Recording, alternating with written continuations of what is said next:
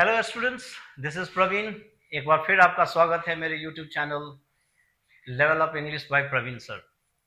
और फिर मैं कुछ फॉरेन वर्ड्स जो कि इंग्लिश में दूसरे लैंग्वेजेस से लिए गए वर्ड्स हैं और जो बहुत ही पॉपुलर हैं, बहुत ही कॉमन हैं, जो एग्जाम सेंट्रिक है, जो फ्रिक्वेंटली आस्क्ड वर्ड्स हैं आपके कॉम्पिटिटिव एग्जामिनेशन में, उन सभी वर्ड्स को लेकर फिर एक बार आपके सामने हैं। तो चलिए स्टार्ट करते हैं। बोनाफाइडी एंड मेलाफाइडी, ये दो फर्स्ट स्लाइड में ये दो वर्ड आया। बोनाफाइडी यानी कि इन अ गुड फेथ, जेन्युइन। कोई काम एक अच्छे इंटेंशन, अच्छे फेथ से करते हैं जो जेन्युइन होता है। आपने देखा होगा कि बोनाफाइडी सर्टिफिकेट्स बनाते हैं सब, कि भाई उस सर्टिफिकेट्स में जो भी इंफॉर्मेशन आपने दिया वो जेन्युइन है, वो आप उसको डिक्लेयर करते हैं। तो बोनाफाइडी सर्टिफिकेट्स यानी कि जो भी चीज जेन्युइन है, इन रियल है।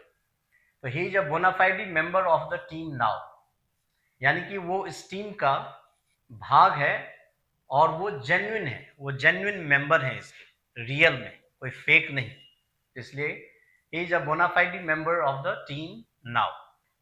सेकेंड इज मेलाफाइडी, जो बैड फेथ से, बैड इंटेंशन से किया गया काम, ठीक है। तो उसमें, क्योंकि उसमें वो एक जेन्युइननेस नहीं रह जाता है।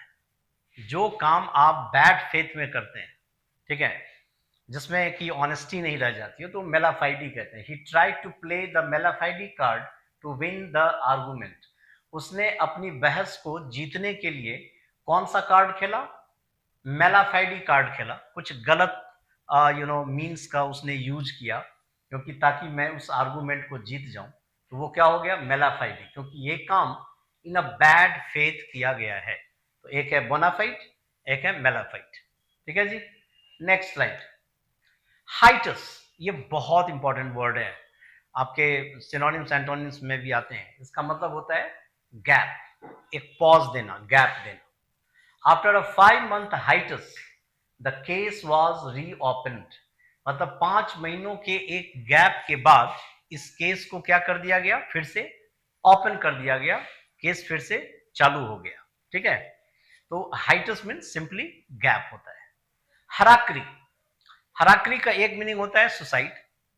ये जापानीज लोग कुछ इसमें अपने को पनिश देने के लिए कुछ करते हैं, तो सुसाइड। और एक मोड होता है सेल्फ डिस्ट्रक्टिव एक्शन, एक ऐसा एक्शन जो आपको ही हार्म करे, उसी को भी हराक्री कहते हैं। इस सेंस में इसका बहुत यूज होता है। कोई भी ऐसा कार्य जो आपको ही नुकसान दे, तो वो है हराक्री। When the scandal broke, जब वो घपले का खुलासा हुआ, जो स्कैम का खुलासा हुआ, some politicians committed political harakiri by refusing to resign। जब इस स्कैंडल का, स्कैम का खुलासा हुआ, तो कुछ पॉलिटिशियंस ने हैराकरी शुरू की, एक ऐसा एक्शन किया कि भाई हम रिजाइन नहीं देंगे। उन्होंने रिजाइन देने से इनकार कर दिया। तो वो एक क्या हो गया? एक ये हो गया कि ये सेल्फ डिस्ट्रक्टिव एक्शन हो गया। उससे उन पॉलिटिशियंस को क्या हुआ? लॉस हुआ। क्योंकि भाई लोगों की नजर में पॉलिटिशियंस की छवि तो भाई अच्छी होनी चाहिए।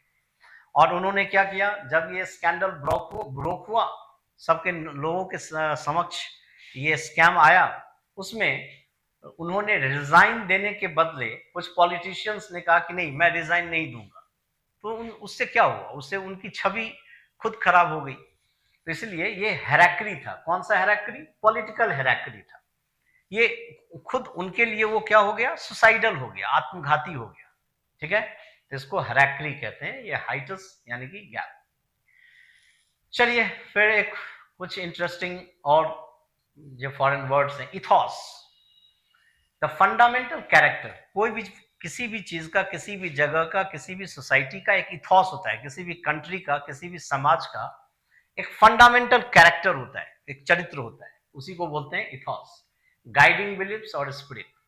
Mister Bansal is working to keep a democratic ethos alive in the country.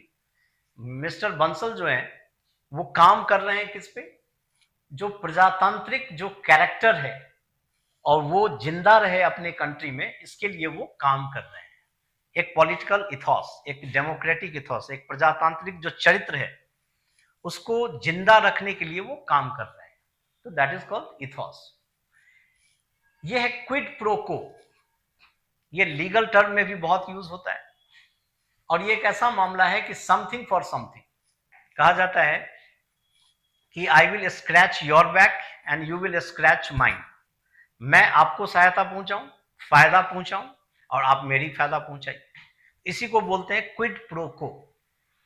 This is quite clear, quid pro quo, and does not sound like there is much doubt. Both side से there was no quid pro quo, no deals for votes. ये दो sentence मैंने इस पे बना दिए हैं। This is quite clear quid pro quo, एकदम क्लियर कट भाई, मामला सुनने के बाद ये पता चलता है कि दोनों एक दूसरे से, उन्होंने उनको फायदा पहुंचाया, उन्होंने उनको फायदा पहुंचाया, दोनों साइड से एक दूसरे को फायदा पहुंचाया गया गलत ढंग से।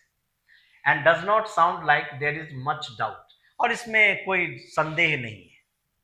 सेकंड, बोथ साइड से, दोनों साइड ये कह रहे हैं कि there was no quid pro quo. भाई हम लोगों के बीच में, दोनों साइड कह रहे हैं कि हम लोगों के बीच में कोई लेन देन जैसी कोई बात नहीं है, मैंने ना उनका फायदा पहुंचाया और उन्होंने मुझे फायदा पहुंचाया।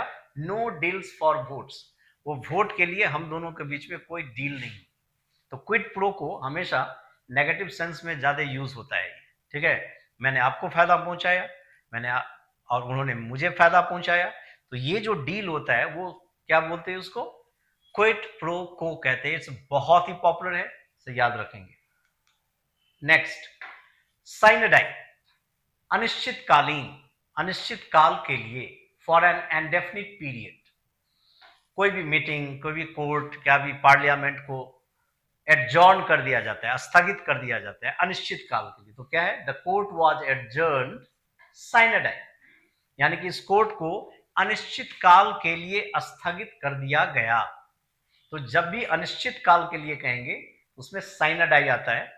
ये कॉन्स्टिट्यूशन में भी लिखा हुआ है, कोई भी चीज, जैसे लोकसभा की कार्यवाही अनिश्चित काल के लिए स्थगित कर दी जाती है, तो क्या है, the Lok Sabha was adjourned sine die, the court was adjourned sine die, right, अनिश्चित काल के लिए। एंड सेकेंड, बहुत ही कॉमन वर्ड है, रैपर्ट कहते हैं, जिसको कि शॉर्ट फॉर्म में हम लोग रैपो रैपो कहते हैं, जो भाई किन्हीं से आपका संबंध कैसा है, रैपो कैसा है, तो क्लोज एग्रीमेंट एंड अंडरस्टैंडिंग, जो दो एक दूसरे में बहुत ही क्लोज अंडरस्टैंडिंग होती है उसको रैपर्ट कहते हैं। I know the importance of having a close rapport with clients. मैं जानता हूं किसके इंपॉर्टेंस को, कि क्लाइंट से कैसे रैपो रखना चाहिए और उसके क्या फायदे हैं वो हमको जानना है। तो क्लोज रैपर्ट, एक नजदीकी संबंध क्लाइंट से रखने का इंपॉर्टेंस मैं जानता हूं, तो रैपर्ट रखना इट्स वेरी इंपॉर्टेंट, राइट, ठीक है। तो sine die and rapport, close agreement and understanding. Last one देखिए, वर्बैटिम, शब्दशः, यदि मैं इसको हिंदी में कहूं तो इसका मतलब होता है वर्बैटिम। ही coated mister so and so वर्बैटिम, उसने उनको कोट किया वर्बैटिम, शब्दशः, जैसा उन्होंने कहा था वैसा ही मैं यदि कोट कर रहा हूं तो उसको क्या कहेंगे, वर्बैटिम। सपोज कीजिए आपने एक कुछ स्टेटमेंट दिया और आपके स्टेटमेंट को मैं शब्दशः यहां पे कह रहा हूं, उसमें कोई चेंजेस नहीं, तो उसको क्या बोलते हैं, verbatim, word for word, exactly as said और रिटन, जैसा आपने कहा और लिखा एग्जैक्टली वही। I can remember lines from movies verbatim, मैं उस मूवी के लाइन को शब्दशः कोट कर सकता हूं, याद कर सकता हूं, मुझे याद है, तो वर्बैटिम कहते हैं।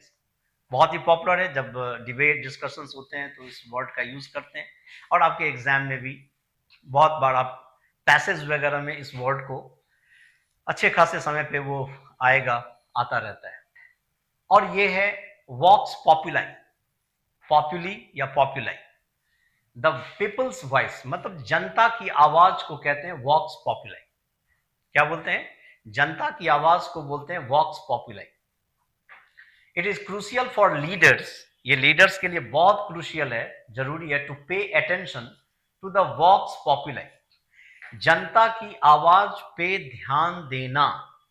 ये किसी भी नेता के लिए और नेताओं के लिए ये बहुत ही क्रूशियल है, बहुत ही इंपॉर्टेंट होता है कि वो जनता की आवाज को ध्यान दें, है ना, उन पे अटेंशन रखें। तो that is called vox populi. तो इन्हीं सब फॉरेन वर्ड्स को लेके मैं आज था इस पार्ट में, और अगले पार्ट में भी कुछ फॉरेन वर्ड्स को लेके मैं आपके सामने फिर बहुत सारे कुछ फॉरेन वर्ड्स को लेके आऊँगा। एंड इस सेशन को यहीं पे समाप्त करते हैं। आप लोग खुश रहें।